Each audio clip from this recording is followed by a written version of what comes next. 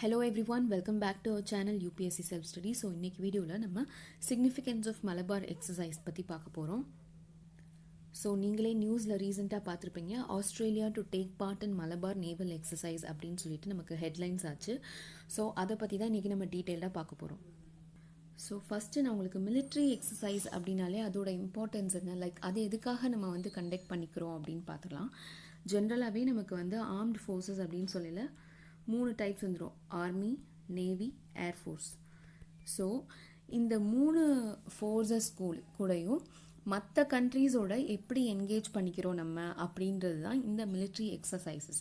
இப்போ நமக்கு வந்து மலபார் எக்ஸசைஸ் அப்படின்றது ட்ரைலேட்ரல் நேவல் எக்ஸசைஸாக இருந்துச்சு. அதாவது நேவல் ஃபோர்ஸஸ் ஆஃப் ட்ரைலேட்ரல் அப்படின்னு சொன்னேன் இல்லையா. ஸோ 3 கண்ட்ரீஸ் அதுதான் நமக்கு வந்து மலபார் ட்ரைலேட்ரல் நேவல் எக்ஸசைஸ் அப்படின்னு இருந்துச்சு. இதே போல் நமக்கு வந்து மிலிட்ரி எக்ஸசைசஸ் பார்த்தீங்கன்னா அது பைலேட்ரலாக இருக்கலாம், அதாவது பிட்வீன் 2 கண்ட்ரீஸ், இல்லை ட்ரைலேட்ரல் பிட்வீன் 3 கண்ட்ரீஸ், அது இல்லை அப்படின்னா மல்டிலேட்ரல் பிட்வீன் மல்டிபிள் கண்ட்ரீஸ். இந்த மாதிரி நிறையா கண்ட்ரீஸ் இன்க்ளூட் ஆகிற எக்ஸசைஸும் இருக்குது.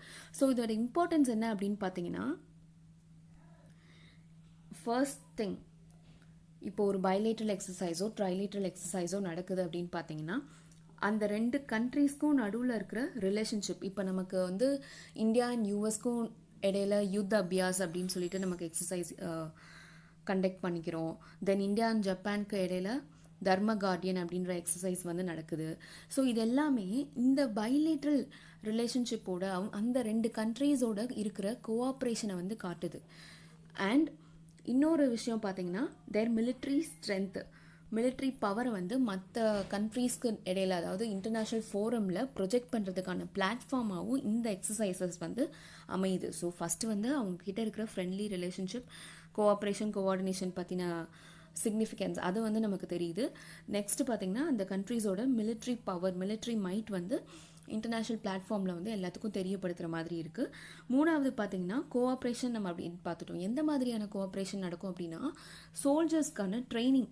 அதாவது இந்த மிலிட்ரி எக்ஸசைஸ்லாம் என்ன அப்படின்னு பார்த்தீங்கன்னா ரியல் டைம் பேட்டில் ஃபீல்டில் எப்படி வந்து கோஆப்ரேட் பண்ணணும், ஒரு கான்ஃப்ளிக்ட் டைமில் எப்படி வந்து அந்த சோல்ஜர்ஸ், அதாவது 2 குரூப்ஸ் இருக்காங்க இல்லையா, 2 கண்ட்ரீஸோட ஆர்ம்டு ஃபோர்ஸஸ், ஸோ அவங்களோட கோஆப்ரேஷன் எந்த அளவுக்கு இருக்கணும் அப்படின்றத ஒரு ஸ்ட்ராட்டஜிக்கலாக ஒரு ட்ரையல் பார்க்குற மாதிரி தான். ஸோ ட்ரைனிங் இந்த இடத்துல வந்து நமக்கு both Indian soldiers as well as இப்போ ஜப்பான்னா Japan soldiers will also get trained. So இந்த இதுதான் இதோட இன்னொரு இம்பார்ட்டன்ஸ். அண்ட் ஃபர்தராக இந்த மாதிரி கொடுக்குற ட்ரைனிங்ஸ்லாம் நமக்கு வந்து டிசாஸ்டர் டைமில் வந்து நமக்கு வந்து ஒருத்தர் ஹெல்ப் பண்ணிக்கிறதுக்கு யூஸ்ஃபுல்லாக இருக்கும். HADR கேள்விப்பட்டிருப்பீங்க இல்லையா, humanitarian assistance and disaster relief.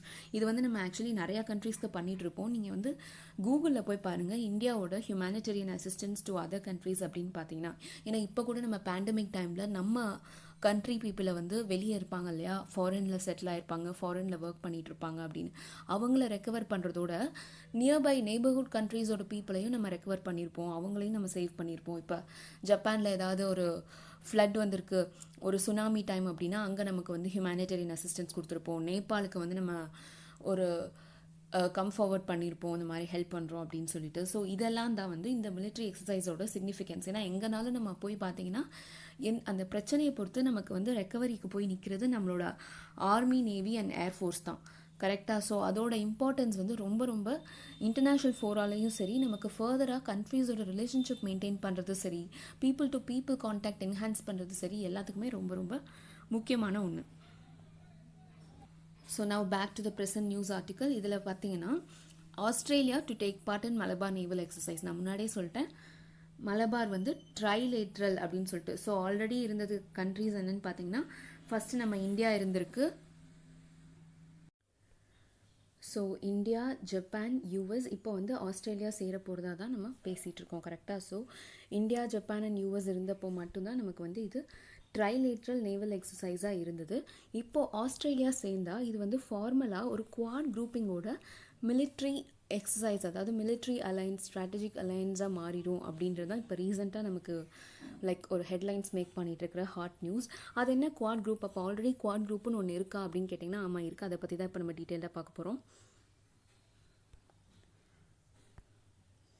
So quad group அப்படின்றது நமக்கு இன்டர்நேஷ்னல் குரூப்பிங்ஸ் வந்து நிறையா இருக்கும். லைக் மைண்டட் பீப்புள், அதாவது காமன் இன்ட்ரெஸ்ட் இருக்கிற பீப்புள் வந்து காமன் இன்ட்ரெஸ்ட் இருக்கிற கண்ட்ரீஸ் வந்து அவங்களோட குரூப்பிங்ஸ் ஃபார்ம் பண்ணி வச்சுருப்பாங்க இல்லையா. லைக் நமக்கு G7 G20 இல்லை நமக்கு சவுத் ஏஷியாவில் இருக்கக்கூடிய சார்க்கு, தென் ஏஷியான், தென் பிரிக்ஸு, பீம்ஸ்டெக், இதெல்லாம் பார்த்திங்கன்னா நமக்கு ஒரு காமன் கிரவுண்ட் ஆஃப் இன்ட்ரெஸ்ட் இருக்கும்.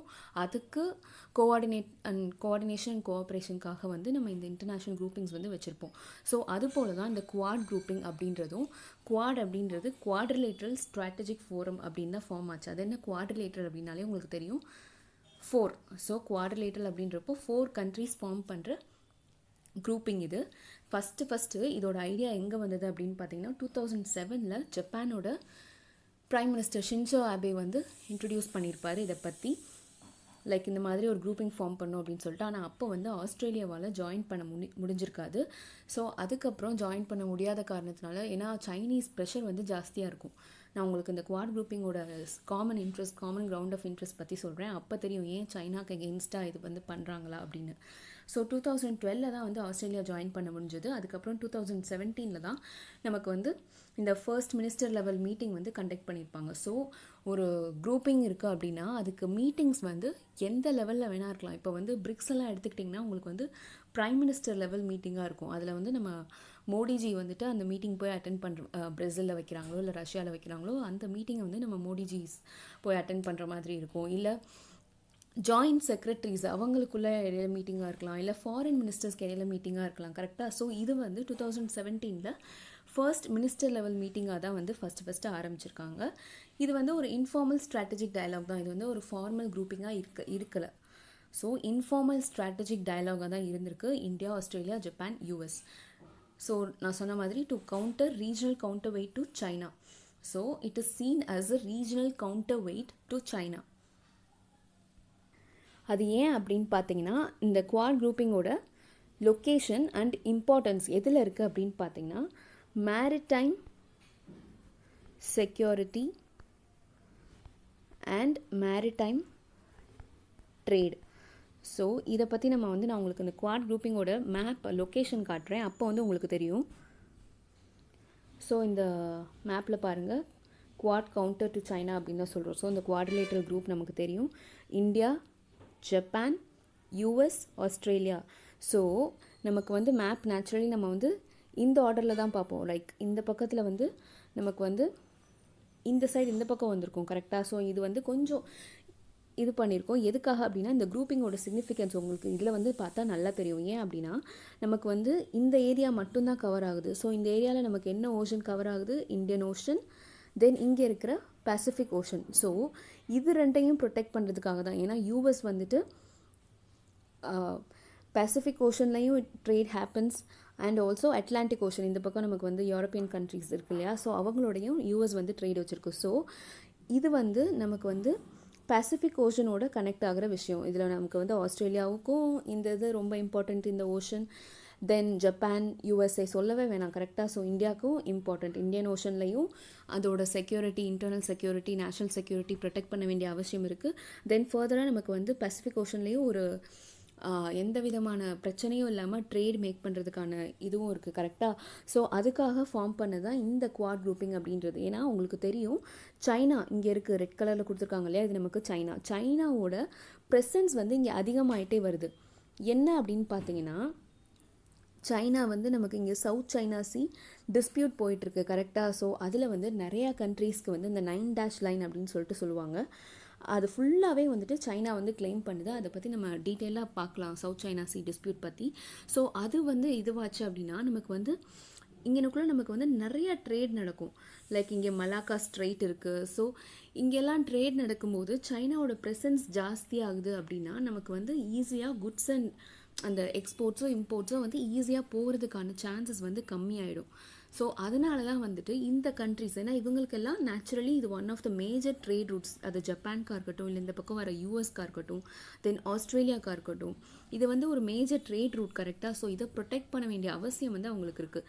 ஸோ இந்த இண்டோ பசிபிக் ரீஜன் இதோட சேஃப்டி அண்ட் செக்யூரிட்டிக்காக ஃபார்ம் ஆனது தான் இந்த குவாட் குரூப்பிங் அப்படின்றது. இதை நேச்சுரலி நீங்கள் சைனா என்ன சொல்லியிருப்பாங்க அப்படின்னு பார்த்தீங்கன்னா ஏஷியன் நேட்டோ அப்படின்னு சொல்லியிருப்பாங்க. NATO, north Atlantic treaty organisation இருக்கு இல்லையா, ஆக்சுவலி இந்த நேட்டோன்றது இந்த சைடு நமக்கு அட்லாண்டிக் ஓஷனை ப்ரொடெக்ட் பண்ணுறதுக்காக, இந்த பக்கம் யூஎஸ் அண்ட் கண்ட்ரீஸ், தென் இந்த பக்கம் யூரோப்பியன் கண்ட்ரீஸ், அவங்களோட குரூப்பிங் தான் வந்து அவங்களோட அவங்க வச்சுருந்த டிஃபென்ஸ் அலையன்ஸ் தான் வந்து நேட்டோ அப்படிங்கிறது. அதே மாதிரி இப்போ இந்த பக்கம் பசிபிக் ஓஷன்லேயும் கொண்டு வராங்க அப்படின்றது தான் சைனா வந்து ஏஷியன் நேட்டோ அப்படின்னு சொல்லிட்டு சொல்லியிருப்பாங்க. ஸோ ஆக்சுவலி இந்த மிலிட்ரி எக்ஸசைஸ் பார்த்தீங்கன்னா, இந்த naval exercise first India and US, அதாவது ஈவன் பிஃபோர் குவாட் குரூப்போட ஃபார்மேஷன் வந்து பைலேட்ரல் எக்ஸசைஸாக தான் இருந்திருக்கு. 1992 வரைக்கும் இந்தியா அண்ட் யூஎஸ் தான் பைலேட்ரல் எக்ஸசைஸ். 1992 2015 வரைக்கும் அது வந்து பைலேட்ரல் எக்ஸசைஸாக தான் இருந்திருக்கு. தென் 2015 வந்து ஜப்பான் ஜாயின் பண்ணியிருக்கு. அதுக்கப்புறம் தான் இது வந்து ட்ரைலேட்ரல் நேவல் எக்ஸசைஸாக மாறி இருக்கு. தென் அதுக்கப்புறமே நமக்கு வந்து ஆஸ்திரேலியா வந்துட்டு, ஏன்னா 2015 அப்படின்றப்போ உங்களுக்கு யோசிச்சுக்கோங்க, 2007 அந்த டைம்லேயே நமக்கு குவாட் குரூப்பை பற்றின பேச்சு வந்துருச்சு. ஸோ குவாட் குரூப் வந்து ஃபார்ம் ஆனதுக்கு அப்புறம் ஜப்பான் ஜாயின் பண்ணியிருக்கு. அதுக்கப்புறம் ஆஸ்திரேலியாவும் ஜாயின் பண்ணுறதுக்கு நிறைய தடவை ரெக்வஸ்ட் பண்ணியிருக்கோம். பட் நம்ம வந்து யோசிச்சுட்டே இருந்தோம், இந்தியா வந்து யோசிச்சுட்டே இருந்தோம். ஏன் அப்படின்னா, நமக்கு வந்து we don't want to militarise Quad group அப்படின்ற மாதிரி. ஏன்னா இப்போ ஆஸ்திரேலியா சேர்ந்துருச்சுன்னா இது வந்து ஒரு நார்மல் மிலிட்ரி எக்ஸசைஸாக இல்லாமல் குவாட் குரூப்போட எக்ஸசைஸாக மாறிடும் இல்லையா. ஸோ அது வந்து கம்ப்ளீட்லி ஓப்பனாக அறிவித்த மாதிரி ஆயிரும் இல்லையா, நாங்கள் சைனாக்கு எகெயின்ஸ்டாக ஒரு ஸ்டெப் எடுத்திருக்கோம் அப்படின்னு சொல்லிட்டு. அதனால் ரொம்ப வருஷமாக வந்து இந்தியா வந்து ஆஸ்திரேலியாவுக்கு வந்து எஸ் அப்படின்னு சொல்லிட்டு ஒரு சிக்னல் கொடுக்கல. பட் இப்போ ரீசெண்டாக வந்து நம்ம என்ன பார்த்தோம், ஆஸ்திரேலியாவை வந்து இன்வைட் பண்ணுறதா முடிவு எடுத்திருக்காங்க. இந்தியாவும் ஓகே அப்படின்னு சொல்லியிருக்காங்க. இதுக்கான காரணம் உங்களுக்கு மேஜராக தெரியும், India and China standoff தான். அது தொக்லாம் கிரைசிஸில் ஆரம்பித்து அது ஒரு பக்கம் முடிஞ்சாலும், இப்போ இந்த கல்வான் வேலி அந்த லைன் ஆஃப் ஆக்சுவல் கண்ட்ரோல் எல்ஏசியில் நடந்த பிரச்சனை வந்து பார்த்தீங்கன்னா ரொம்பவே பெருசு. ஸோ ஆஃப்டர் லாங் இயர்ஸ் நம்மளோட ஜாவன் சோல்ஜர்ஸ் வந்து நிறைய பேர் இறந்தும் போயிருக்காங்க கரெக்டாக. ஸோ சைனீஸோட ப்ரெசன்ஸ் வந்து அதிகமாகிட்டு வருது எல்ஏசி சைடு. இதை கவுண்டர் பண்ணுறதுக்கு குவாட் குரூப்போட இம்பார்ட்டன்ஸ், குவாட் குரூப்போட மிலிட்ரி அலையன்ஸ் ரொம்பவே முக்கியம். இந்தியா வந்து ஆஸ்திரேலியாவோட அவங்கள வந்து வெல்கம் பண்ணணும் இந்த எக்ஸசைஸில் அப்படின்னு சொல்லிட்டு நமக்கு ஆல்ரெடி நம்ம serious chief of defence staff இருக்காங்க இல்லையா, பிபின் ராவத், அவர் வந்து சொல்லியிருப்பாரு, அந்த ஜென்ரல். ஸோ இதை வந்து ஃபர்தராக இப்போ வந்து கவர்மெண்ட், நம்ம இந்தியன் கவர்மெண்ட் வந்து ஓகே பண்ணியிருக்காங்க. ஆஸ்திரேலியாவையும் இந்த தடவை நம்ம இந்த எக்ஸசைஸ்க்கு இன்வைட் பண்ணுறோம். ஸோ அமிட் ஆல் கேயோஸ், நம்ம சைனாவோட இருக்கிற இந்த ஸ்டாண்ட் ஆஃப் அது இதுன்னு பார்த்துட்டு நம்ம வந்து இன்வைட் பண்ணியிருக்கோம். பட் இது என்ன அப்படின்னு பார்த்தீங்கன்னா, நிறையா ஒரு பக்கம் வந்து ஓகே இது வந்து நமக்கு வந்து நம்மளும் ஒன்றும் சளைச்சவங்க இல்லை அப்படின்ற மாதிரியான ஒரு மூவாக இருக்கலாம். ஆனாலும் கிரிட்டிக்ஸ் எல்லாம் என்ன சொல்கிறாங்க அப்படின்னு பார்த்தீங்கன்னா, இப்போ வந்து குவாட் குரூப்பிங் வந்து அது மூலமாக தான் நம்ம சைனாவை டேக்கிள் பண்ணணுன்ற அவசியம் இல்லை அப்படின்ற ஒரு பாயிண்ட்டையும் வைக்கிறாங்க. ஏன் அப்படின்னு பார்த்தீங்கன்னா, நான் உங்களுக்கு அகெயின் மேப் காட்டுறேன்.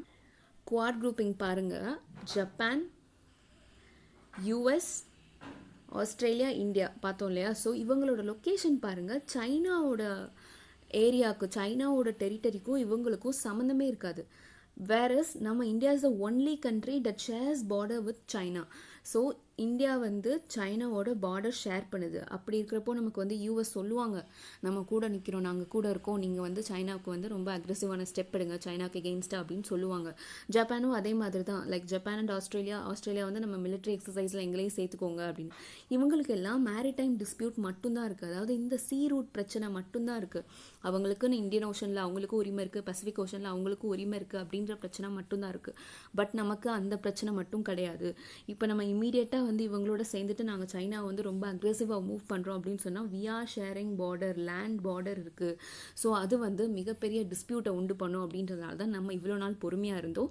அண்ட் இது வந்து இப்போ கிரிட்டிக்ஸ் பாயிண்ட் அவுட் பண்ணுற one of the major reasons. ஏன்னா இவங்களோட பேச்சு கேட்டு ரொம்ப அவசரப்பட்டு முடிவு எடுத்துட வேணாம் அப்படின்றது கிரிட்டிக்ஸோட பாயிண்ட்டாக இருக்குது. இன்டர்நேஷ்னல் ரிலேஷன்ஸ் பொறுத்த வரைக்கும் எடிட்டோரியல்ஸில் வர அந்த கிரிட்டிக்ஸ் கொடுக்குற பாயிண்ட்ஸ் வந்து ரொம்ப ரொம்ப முக்கியமாக இருக்கும். ஏன்னா இவங்க வந்து ஆல் ஓவர் யூஎஸோட ஸ்ட்ராட்டஜி என்னவாக இருக்கும், ஜப்பானோட ஸ்ட்ராட்டஜி என்னவாக இருக்கும் அப்படின்னு சொல்லிட்டு அனலைஸ் பண்ணிவிட்டு நமக்கு வியூஸை கொடுக்கக்கூடியவங்க.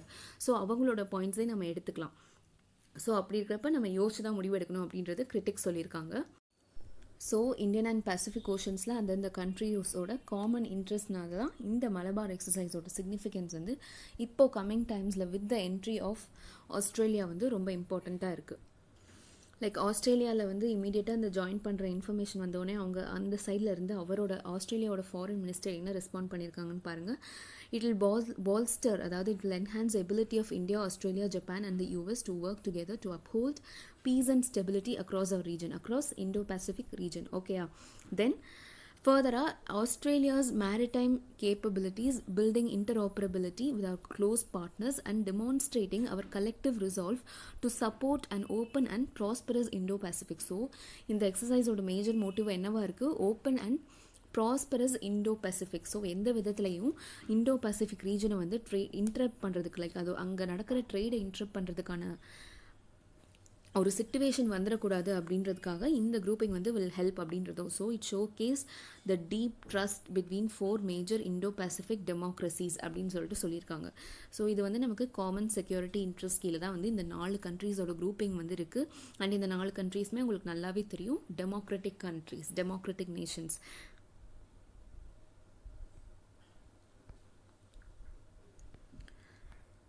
So that's it guys. Thank you so much for watching. Happy learning.